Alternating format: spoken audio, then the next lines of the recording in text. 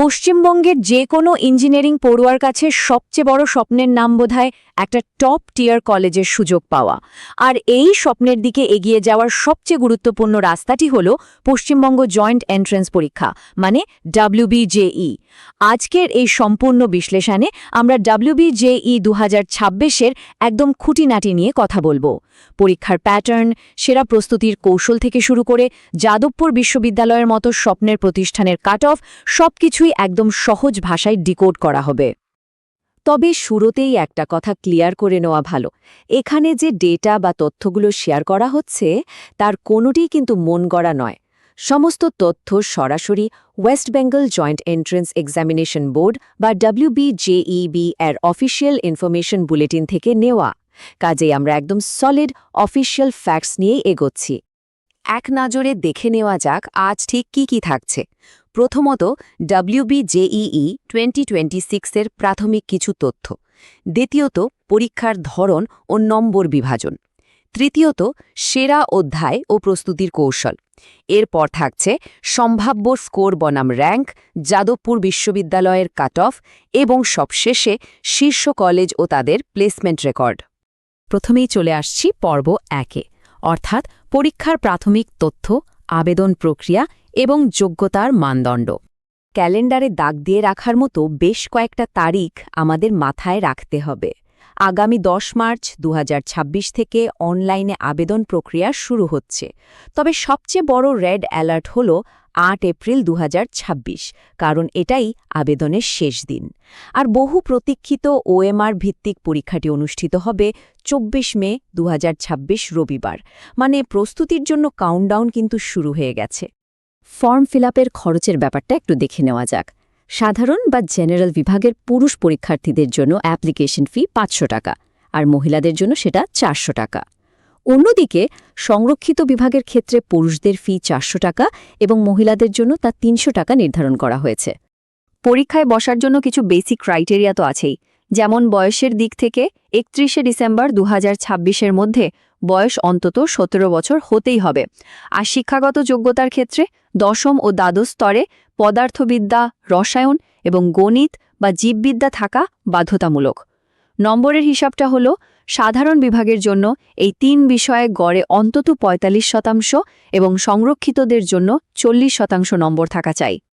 এবার ঢোকা যাক সবচেয়ে ইন্টারেস্টিং অংশে, পর্ব 2, পরীক্ষার ধরন ও নম্বরের খুঁটিনাটি বিশ্লেষণ। নম্বর বিভাজনের দিকে তাকালে একটা জিনিস পরিষ্কার হয়ে যায়। মোট 200 নম্বরের এই পুরো গেমটাতে ম্যাথমেটিক্স একাই 100, মানে অর্ধেক ওয়েটেজ শুধু অঙ্কের হাতে।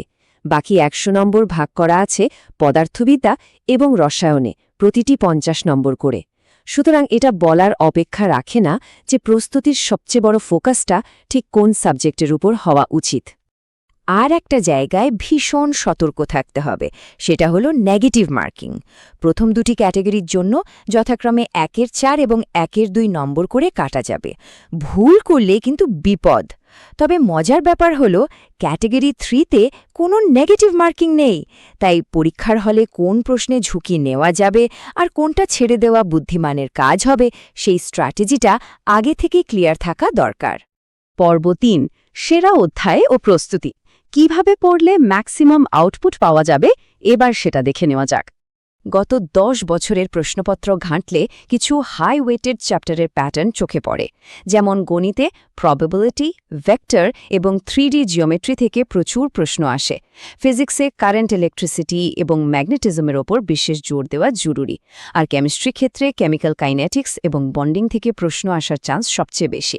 এই নির্দিষ্ট অধ্যায়গুলো যদি একবার হাতের মুঠোয় চলে আসে, তবে স্কোরের গ্রাফ এক লাফে অনেকটা উপরে উঠে যাবে। প্রস্তুতির জন্য একটা সলিড 3 স্টেপ স্ট্র্যাটেজি ফলো করা যেতে পারে।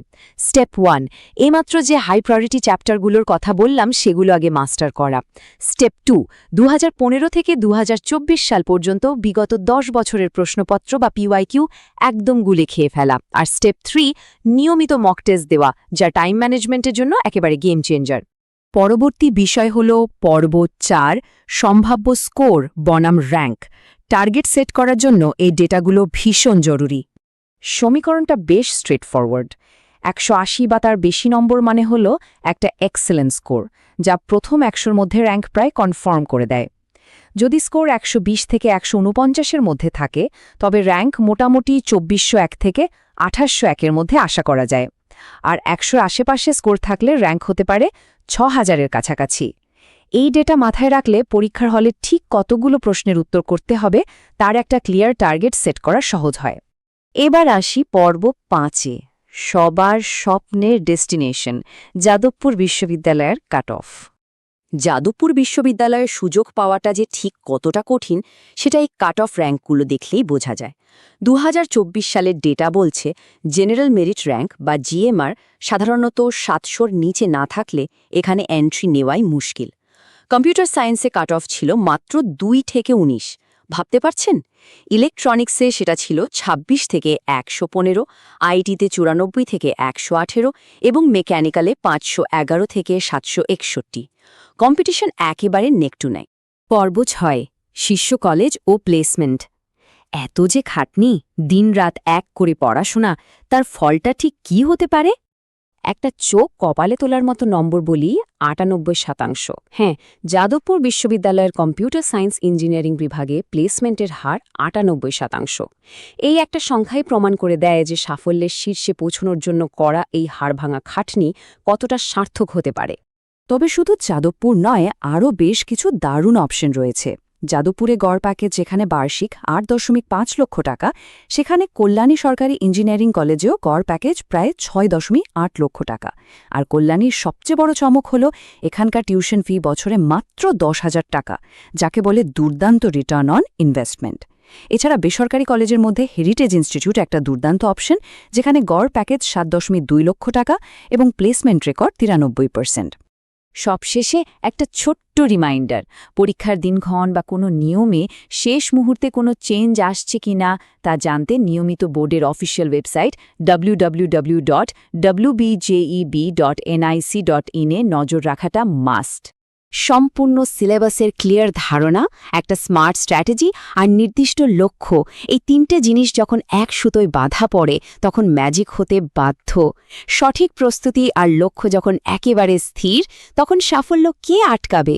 এই প্রশ্নটাই থাকলো আগামী দিনে সেই সব দুর্ধর্ষ ইঞ্জিনিয়ারদের জন্য যারা নিজেদের সেরাটা দিতে একেবারে প্রস্তুত।